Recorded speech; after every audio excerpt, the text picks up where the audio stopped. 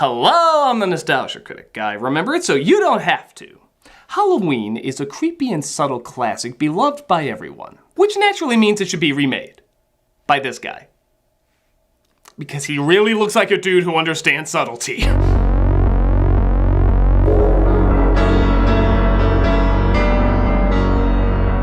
In 2007, famous rock star Rob Zombie decided John Carpenter's horror masterpiece of masked murderer Mike Myers' wacky shenanigans needed a retelling. While disliked by many, the remake did surprisingly manage to get a little bit of love from fans. Some applauded the changes and updates to the horror staple, while others saw it as gratuitously pointless. But, to his credit, the fact that it's being debated at all is a testament to the film, which would normally be bludgeoned at the mere mention of the idea. Over the years, the film has actually gained some street cred, and I'm here to ask, is it warranted? While most people agree the original is better, did Zombie actually tap into a different point of view that was unique enough to stand on its own?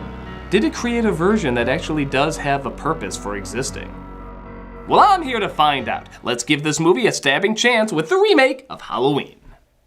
Thankfully dashed the idea that this is a shot-by-shot Gus Van suckfest, because the film immediately starts off different by showing not 5 minutes of Michael Myers' childhood, but 40 minutes. In a 2-hour movie, no less. Now, some say this ruins the mystery of what Myers was like as a kid. Hey, look at that! Look at that! No shit! It's a friggin' remake of a classic. If it didn't do something this different, what's the point of even doing it? But showing more of his childhood isn't the issue here. The issue is whether or not it's done well. In the original, it looked like a middle American family. And Michael, for the short time we saw him, seemed like a normal kid. Wouldn't it make sense to really look at Myers as a kid and see where all of this came from? Bitch, I will crawl over there! Oh, it's just redneck assholes. Got it. Just like you, that's all you do is cringe. Wait, we're stuck in this environment for more than 40 minutes? You just hammered in our head in the first 2 seconds why he's crazy. Why do more? Look, if you told me someone went crazy hearing Jim Carrey do that annoying sound from Dumb and Dumber for over 10 years, I believe you! We surprisingly don't need to hear it for 40 minutes to get the idea! We can kinda catch on! But this falls under a genre that Rob Zombie is something of an expert on, exploitation horror. It's meant to be unpleasant, exploitive, and extreme. In some respects, what the original Halloween was seen as when it first came out. So you could argue that the annoyance is part of the idea, but Christ, what an annoying idea!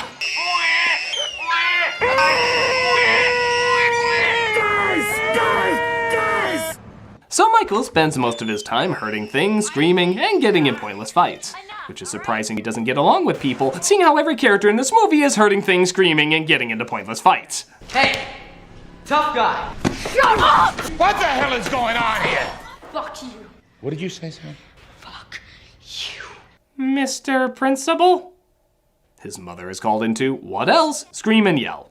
I cannot keep coming down here like this. I do not enjoy calling you down here every 5 minutes. It sure seems like you fucking do. Can I have one day of being a stereotypical hooker while my stereotypical bad son gets beaten by a stereotypical drunk dad?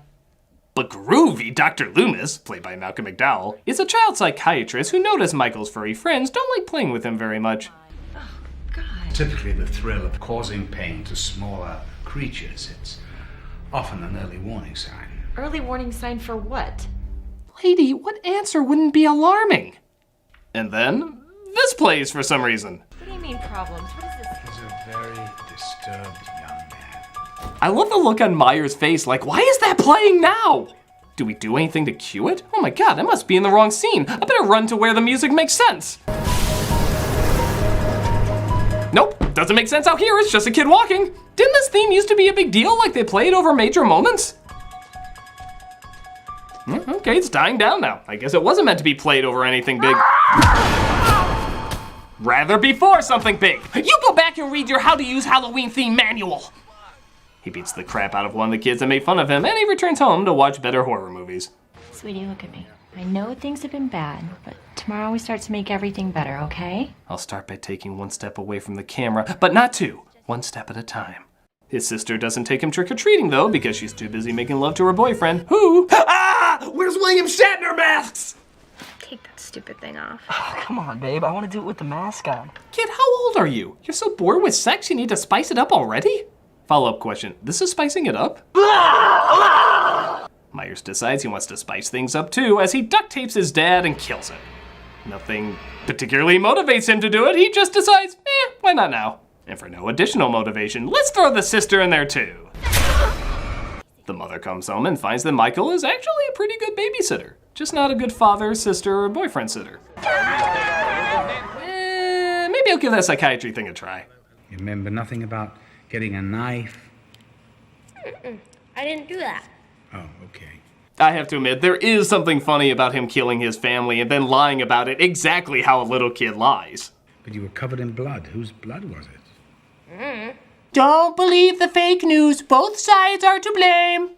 He seems to be in denial about killing everyone, which again is an interesting mystery added on top of everything else. How much does he know and how much is a put on?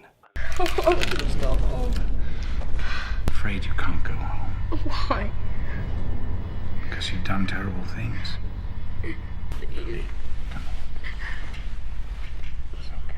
No, you're using your Malcolm McDowell all wrong. You're not supposed to let him act well. Don't you watch movies? You don't let a great actor like that give a good performance. Put him in shit like Tank Girl or Mr. Magoo and then we'll talk. It is interesting to see Loomis so sympathetic, hugging Michael, comforting him, really trying to help. I get why he was so one note in the original. It was to build up the danger of Myers. He's not a man, he's a monster and all that stuff. But here, he does see him as a child first. It's nice seeing what led up to that change of heart.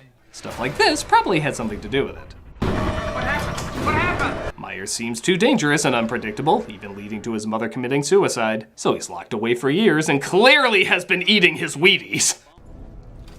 Don't look at me. I'll be a shitstorm in your worst nightmare, motherfucker. You know, it's not uncommon for a director to put himself in his own films, but to wear stilts? Loomis tells Michael that after him not talking for 15 years, he has no choice but to move on. At first, he seems really sympathetic, even calling him his best friend. In a weird way, you've become like my best friend. But boy, I guess a crowd really brings out the worst in people. Behind these eyes, one finds only blackness. Yeah, previous scene? Like my best friend. Next scene. Blackness. Previous scene? Take care, Michael. Next scene. These are the eyes of a psychopath. You sure you're not the one that needs medicine?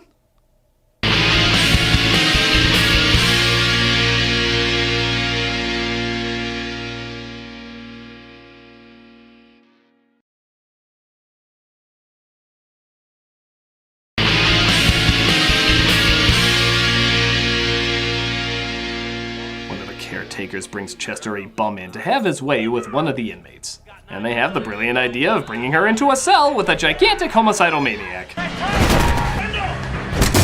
What? This came out of nowhere? But Myers realizes murder is like Pringles and he can't stop at just one. He even kills the one guard who treated him well, playing to his unpredictability. Though honestly, I think he just wanted to stop Machete too. He realizes his paper mask should probably be put to rest, so he goes to his old stabbing ground and grabs his nostalgia goggles. Ha! The theme actually makes sense in this scene! Witchcraft! Halfway through the film, we're introduced to the main character of the original, Laurie. I do like how when she and her friends see Myers for the first time, she doesn't act scared, she instead calls him out. Hey, asshole! Hey, my daddy's the sheriff! Huh? Why don't you go crawl back under your fucking rock? Hey, rock is my trigger word. I'm gonna go complain on a blog about this. The rest is kinda what you'd expect. He follows her around, they play the same music, and Myers starts killing people on Halloween night. I got a rock. And stab brutally to death.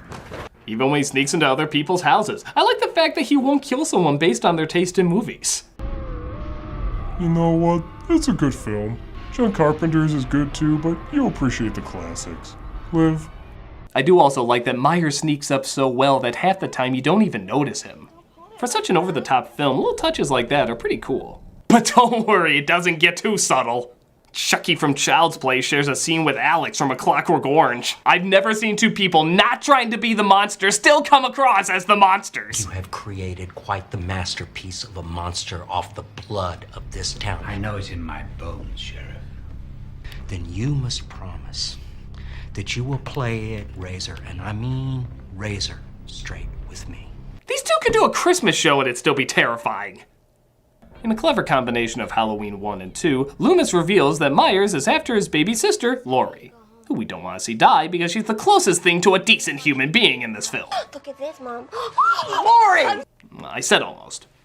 But Myers still has to get in some appetizers before the main course.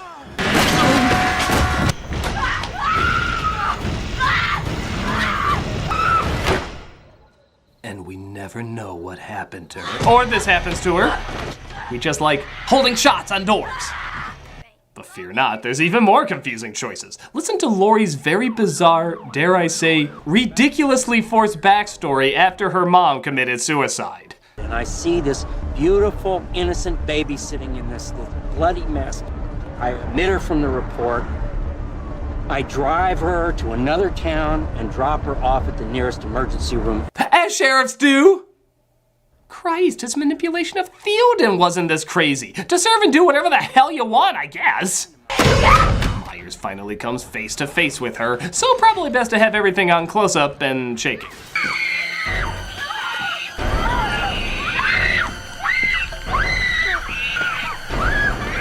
It's like I'm really there, being shaken as a baby. He knocks her out and takes her to his old house to show that he's her brother. Not entirely sure what he had in mind, but either way, she says shit on that noise and tries to escape. You know, this is why men never show vulnerability around women. He traps her in an empty swimming pool, a unique spot for a climax. But Loomis shows up to end it all. No, really, it's totally over. You know the rules, you kill the monster once, he's never coming back. Oh man, you did that so fast you didn't even give me time to finish my joke. My favorite is when McDowell just flat out screams, "What the hell?" What the hell? Yeah, no, stab him in the eye, or Michael, stop, just, what the hell? As if to say, really? We're doing this shit? I expected more out of something I already expected less from. What the hell? Loomis tries to sympathize, but Michael helps him see eye to eye by literally trying to push his eyes together. Laurie hides inside the house and honestly does way too good a job because he literally searches for her for 5 minutes. Yeah, 5 minutes of just silence and him looking around. Look, I know you want to build suspense, but you know the saying, so boring I'd rather stare at a wall? Well, Myers is literally staring at a wall for most of the time. I think more could be done here. But it's okay, it's then followed by 2 minutes of Myers just stabbing the ceiling trying to get her. Is there such a thing as horror movies for plaster? Because that's what I feel like I'm watching.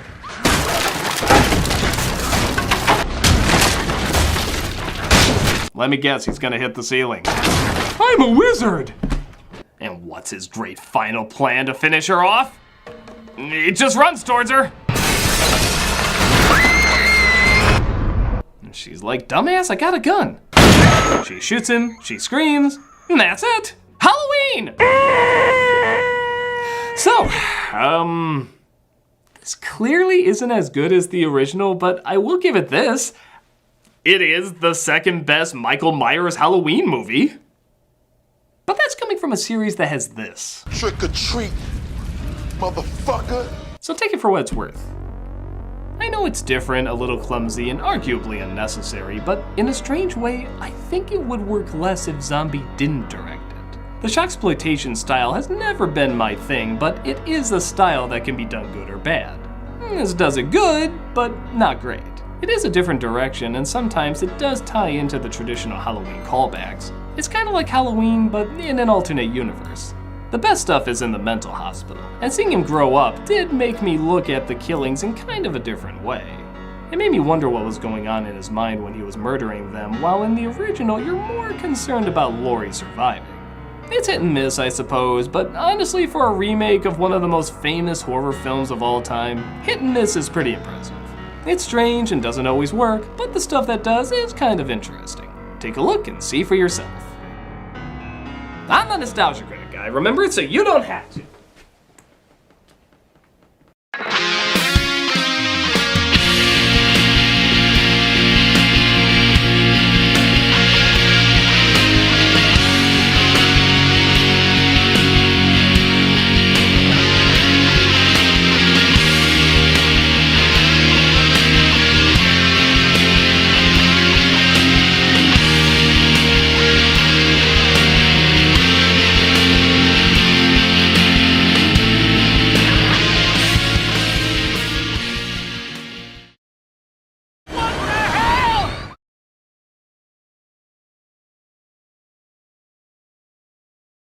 Hello, Doug Walker here, doing the charity shout-out, and this week we are doing the American Kidney Fund.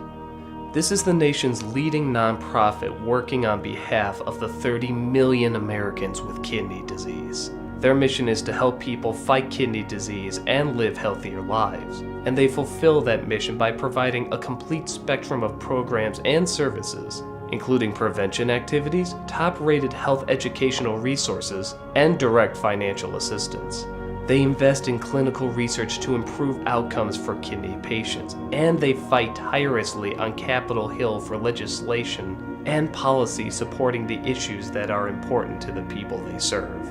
In 2006, they celebrated their 45th anniversary. They spend 97 cents of every donated dollar on programs that directly serve and educate patients and the public. They've also received the highest ratings from charity watchdog groups year after year. If you go to their site and their YouTube channel, you can not only see all the good that they do, but also see the helpful advice that they give in web seminars on how to treat this illness. They work so hard and they deserve your support. Give them a look and figure out how you can make a big impact in somebody's life.